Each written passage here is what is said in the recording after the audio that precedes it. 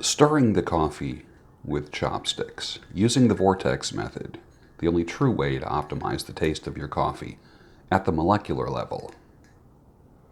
We'll get started. It's Friday. I'm on a roll, but first, coffee.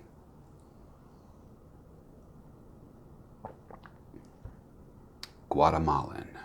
Nice, very floral. Got a lot to think about today. I want to talk to you about reward systems and behavior modification that women might try to use on a man. Some experiences that I had and things that you might have noticed in your relationship. The ladies that are watching, you can also comment down below as to what your experiences are. And feel free to comment free of harassment and don't be a jerk about it. If someone's a jerk, they just get instantly blocked. You no longer have the privilege of watching the show. But if you have an honest, clear statement, cool, very cool. Male or female, that doesn't matter to me. Let's get started. First of all, the picture on the wall has never been crooked. Never. Depending on the camera angle, and it's my phone, that looks like it's crooked. It's not crooked. It might look like that. So if you think I have a crooked cock on the wall, you're wrong.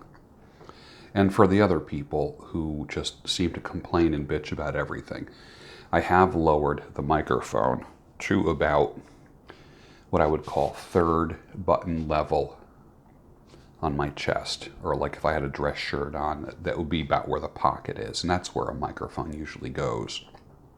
When, like if I have a sport coat on or a suit, the lapel mic would go right about there. When I had it up here, you could hear me swallowing the coffee, and people would moan and groan. I would watch you, except I can't stand that swallowing sound. All right, dude. You didn't seem to have the swallowing sound bother you last night when you were swallowing.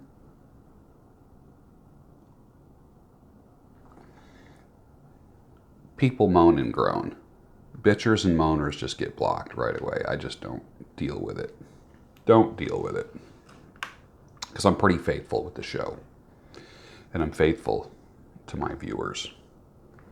And people who haven't watched it in a while, I guess some people just don't get it, right? You have to kind of get it.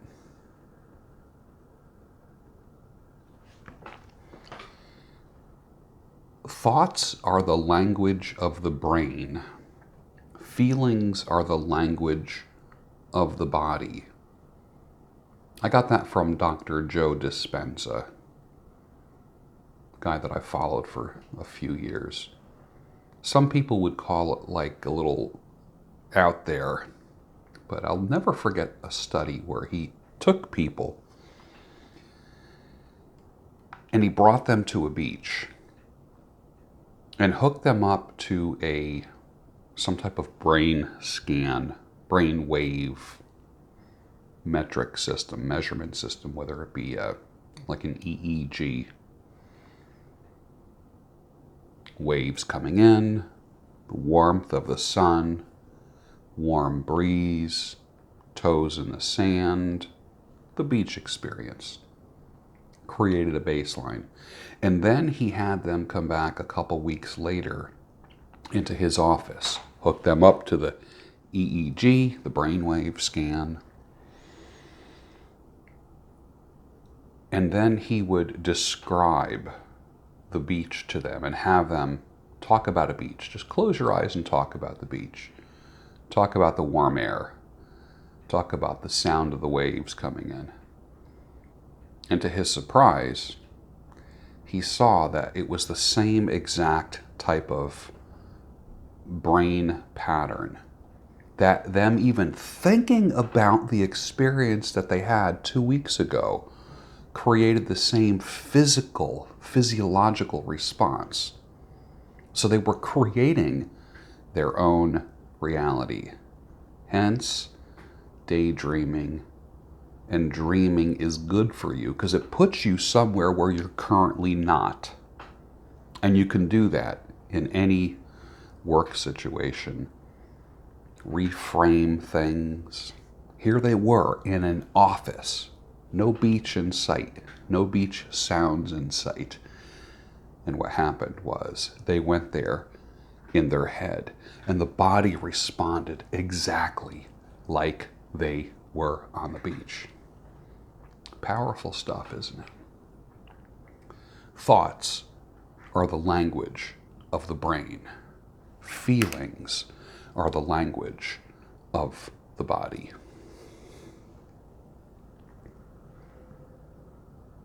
Let's talk about reward systems. Does your partner reward you? You reward people for being good or not reward them for not being good. We do this with pets. We have treats. I know in my house I have treats time and I have containers of treats. And even just the sound of the container getting opened up brings a little audience of pets. And usually I'll give a treat to the pet, or they come up and nudge against me, or they look at me, or they talk to me in a certain way. And it's like, good boy, good girl. And they get a treat. It's the same thing in our lives. Are there people that are doing good boy and good girl to you? This is where it gets serious. Is there someone in your life who's rewarding you or not rewarding you based upon your behavior? And they're programming you based upon some of their wackiness? And it doesn't happen overnight, it happens slowly. I know many, many women and men who sleep in separate bedrooms.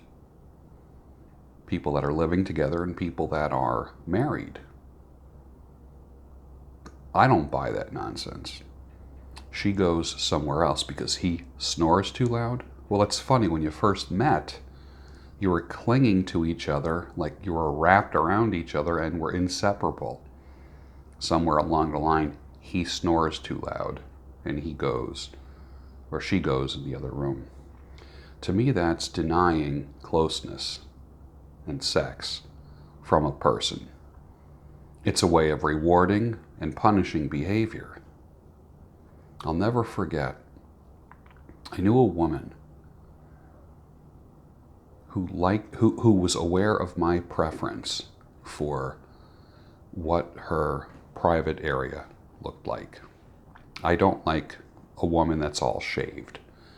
That's a cultural thing. It's a relatively new cultural thing that I'm not crazy about. I like natural down there. And I'll never forget getting into an argument with this woman, and then the next time it was shaved. This is the first time I'm actually talking about this, because I thought about this actually this morning.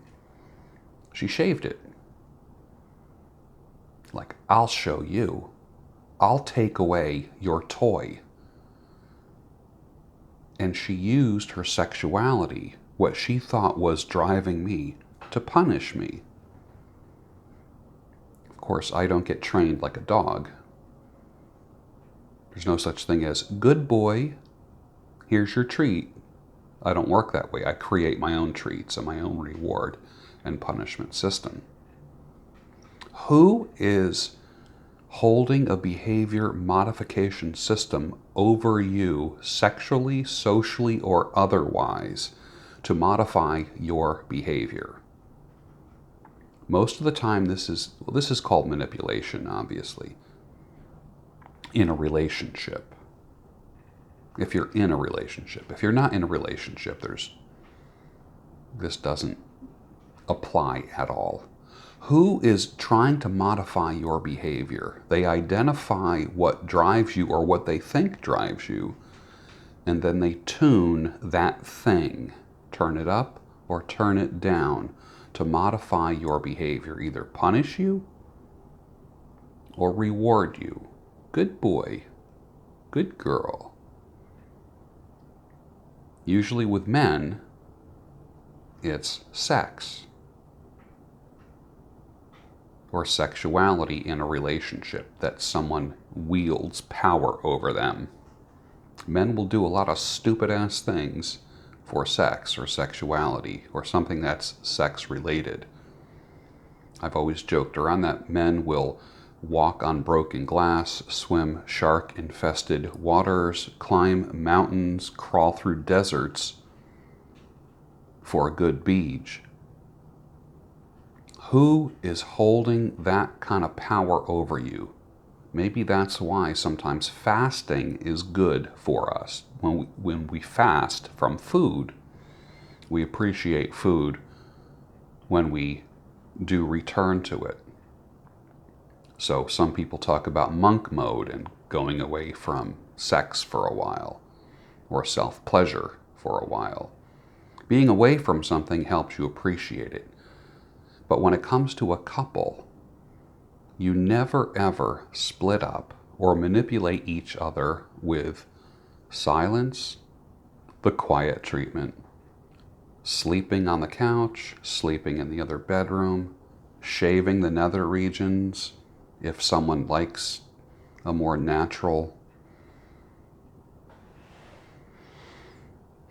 Who is doing that to you? Who has identified your reward and punishment system? And why are you so fast to give it up and reveal it? The minute you identify what you like and what your preferences are, and communicate what you don't like, a manipulative person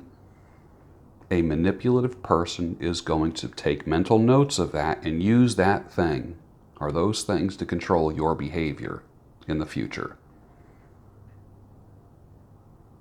Don't make me say I told you so. On to the next topic. And the waitress is practicing politics as the businessmen slowly get stoned. Yes, they're sharing a drink they call loneliness, but it's better than drinking alone. Billy Joel, 1973. My happy hour is between 5 and 6 a.m. when I have my first sip of coffee.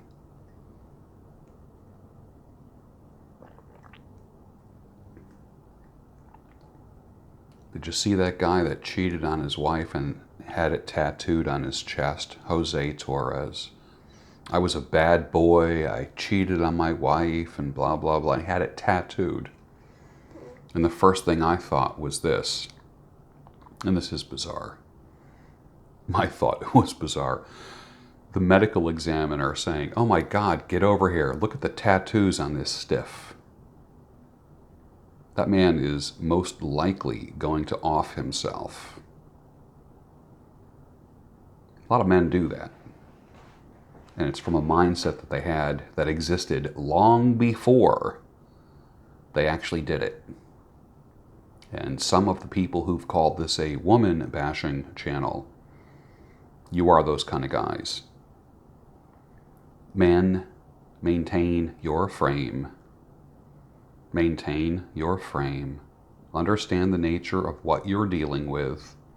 It's like the people who get into a ring with a wild animal. It's a wild animal. It can only be trained for so long. Stupid. Very stupid. As soon as you understand what you're dealing with, life becomes so much better and so much easier. Last night I said if assholes could fly, Twitter would be an airport because they were coming out of the woodwork with me last night. I do have to say this, after a certain time of night, you can tell when people are drinking, are too tired, or they're high with some of the comments.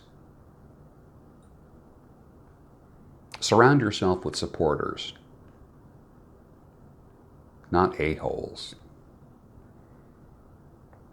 Somebody said it's after 6 p.m., it's dark. The post-work drunks and a-holes are coming out like vampires. I asked if, I said, Land Rover LR3, does anyone have it? I saw a really late model LR3. I liked it. I didn't think I was going to get it. I just liked it. It was nice. I liked the lines on it, looked good. Every gay comment that could possibly be, like guys who were mechanical, were saying things like, well, my mechanic says this, or I have a mechanic friend that says they're nothing but trouble or money pits. And then, of course, there's the few guys that say, that's the gayest vehicle. A lot of gay men drive them. Are you gay or something? Like, that gets so old. Gets so damn old. Again, more candidates for suicide and depression because they're judging people. There are some, all right, I'm going on 3 years now. I'm a heterosexual man. I love women. I was married. I have 3 children. Well, that doesn't matter. Oh, shut the fuck up, please. What I'm not doing is coming on here and talking in a deep voice and being like, well, you gotta do this, yeah. I talk the way that I talk. Whatever inflection I have, however my voice sounds, is how it sounds. I'm not trying to be anything. I press record. I tell stories. And I bring you in, I engage you to be unstuck, and I challenge you. But someone has to always say, he's gay, I could tell that. It's like, really? I guess your gaydar ain't working too well these days. Sounds like we got a lot of people out there projecting.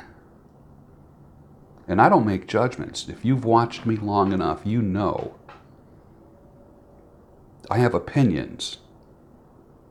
But I don't make judgments about people. I don't care.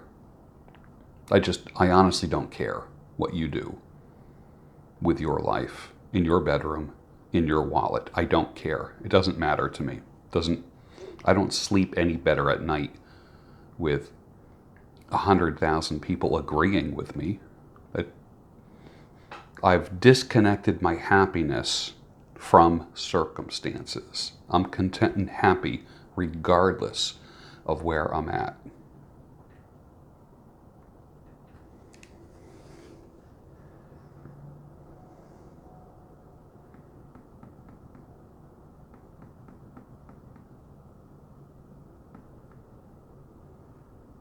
Get yourself the smoky tea, the Lapsang Souchong, tea drinking at a whole new level. Yes, it's literally smoky tea. It's literally tastes like a bonfire the next day. It's that good. Are we focused here? Or that is going in and out, isn't it?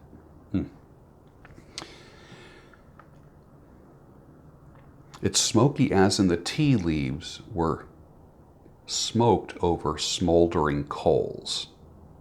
So you get that smoky flavor. I had some yesterday afternoon.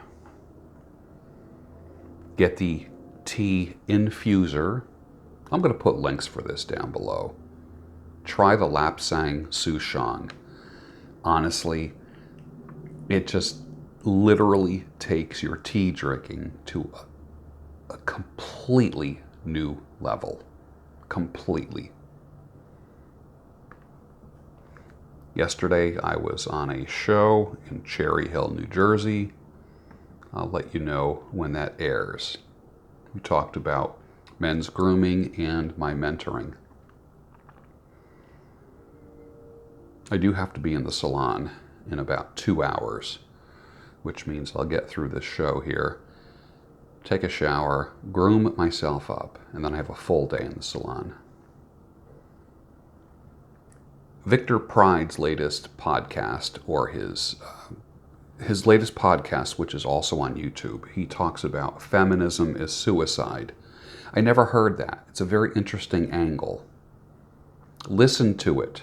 The podcast, he does like this walk thing where he takes a walk, but it's the podcast that's released on Thursdays.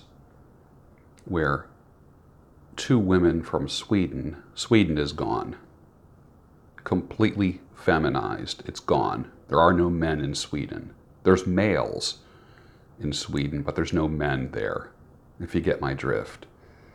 And two women went to Morocco hiking in the mountains. They both got killed, beheaded, or something like that, because they were taught they can do anything they want. Feminism was suicide for them.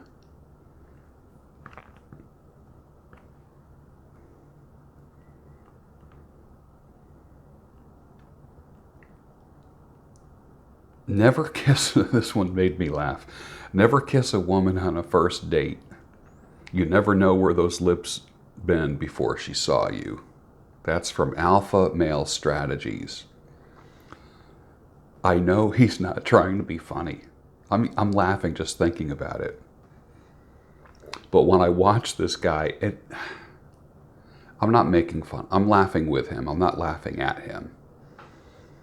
Actually, he's not laughing at all, but I'm enjoying it like entertainment.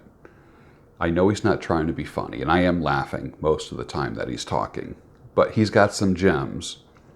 But the guy just kills me. Alpha Male Strategies. You might just go to his channel and just watch stuff. And just, he gets going, and it's there's some truths in there. But it will make you laugh. He's the guy that said, "I'll just let you go there and decide for yourself." So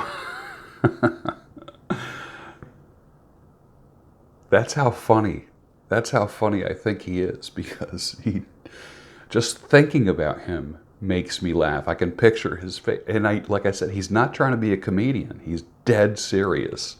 He is dead serious. But I just, I think he's pretty funny.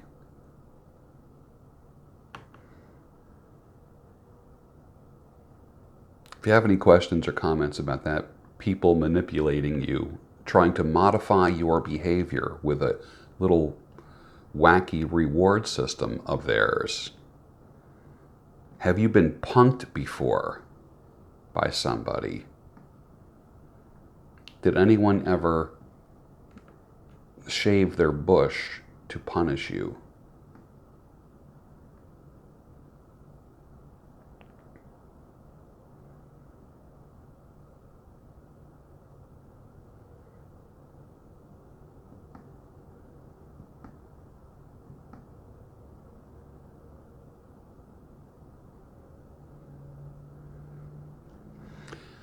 Let's read from the blog. Something very odd has been happening in our culture throughout the 2000s, late 90s into 2000s, and I'm surprised how much the media has given attention to this. Thinking about something does not make it actually happen. The concept of putting out, let me just put it out in the universe. You hear a lot of people say that. You might have even said that. Is bullshit.